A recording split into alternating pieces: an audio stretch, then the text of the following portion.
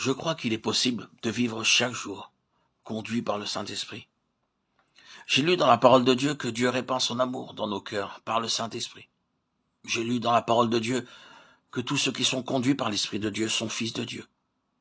J'ai lu dans la parole de Dieu que si nous sommes nés de nouveau, nous marchons par l'Esprit ou dans l'Esprit. Chers amis, c'est possible. Chères auditrices, chers auditeurs, chers abonnés, c'est là la vie à laquelle Dieu nous appelle et pour laquelle Christ nous a rachetés. Dès qu'il eut versé son sang, Christ monta au ciel pour envoyer le Saint-Esprit à son peuple. Dès qu'il fut glorifié, sa première action fut de donner le Saint-Esprit.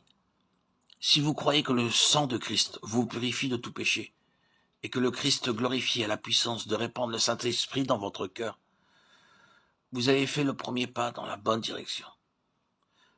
Si misérable que vous puissiez vous sentir, attachez-vous à Jésus. Il peut vous remplir du Saint-Esprit, car il vous a donné ce commandement. Soyez remplis de l'Esprit. Ce n'est pas suffisant d'avoir une vision exacte de cette vie spirituelle qui doit être vécue. Il est aussi très utile d'être réellement convaincu de notre état charnel. C'est là une leçon difficile à apprendre, mais utile. Il y a une grande différence, je vous prie de le noter, entre les péchés d'un inconverti et les péchés d'un croyant. Un inconverti doit avoir d'abord la conviction du péché, et ensuite il doit confesser son péché. Vous admettez tous cela. Mais de quoi avez-vous été convaincu tout d'abord? De la grandeur de votre péché? De l'étendue de votre culpabilité et du châtiment qui vous attendait? Mais à ce moment-là, vous n'avez pas pensé au péché intérieur, au péché spirituel. Vous ne saviez même pas que cela existait. Dieu n'accorde pas toujours le sentiment de cette sorte de culpabilité au moment de la conversion. Comment donc peut-on être délivré de ces deux choses? Les péchés les plus secrets et les péchés intérieurs. Nous pouvons en être délivrés de la façon suivante. Après notre conversion, le Saint-Esprit nous montre notre état charnel. Et alors, nous commençons à gémir, à être honteux de cet état charnel. Et nous nous écrions, comme l'apôtre Paul, « Misérable que je suis, qui me délivrera de ce corps de mort ?» Nous commençons alors à chercher qui peut nous venir en aide, et à nous demander, où pourrais-je obtenir la délivrance? Nous cherchons à obtenir cette délivrance de différentes manières, en luttant et en prenant de bonnes résolutions. Mais c'est seulement en nous jetant aux pieds de Jésus que nous pouvons l'obtenir. N'oubliez pas, si vous désirez devenir un homme spirituel, si vous désirez être rempli du Saint-Esprit, que cette œuvre ne peut être accomplie que par Dieu lui-même.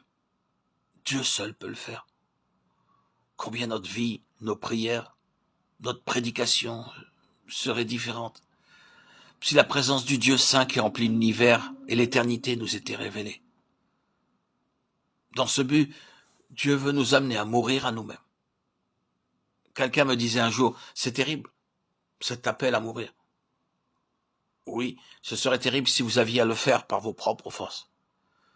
Mais si vous vouliez comprendre que Dieu a livré Jésus à la mort, et que Dieu désire que vous deveniez une même plante avec lui en sa mort, afin que vous puissiez être délivrés de la puissance maudite de la chair, oh, croyez que c'est une bénédiction d'être entièrement brisé et plongé dans le désespoir, afin d'apprendre à se confier en Dieu seul.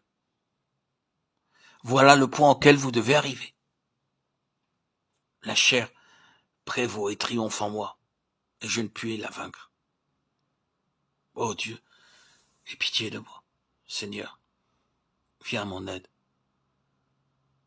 Dieu exaucera votre prière. Inclinez-vous devant Dieu. Agenouillez-vous devant Dieu. Humiliez-vous devant Dieu. Confessez-lui votre faiblesse.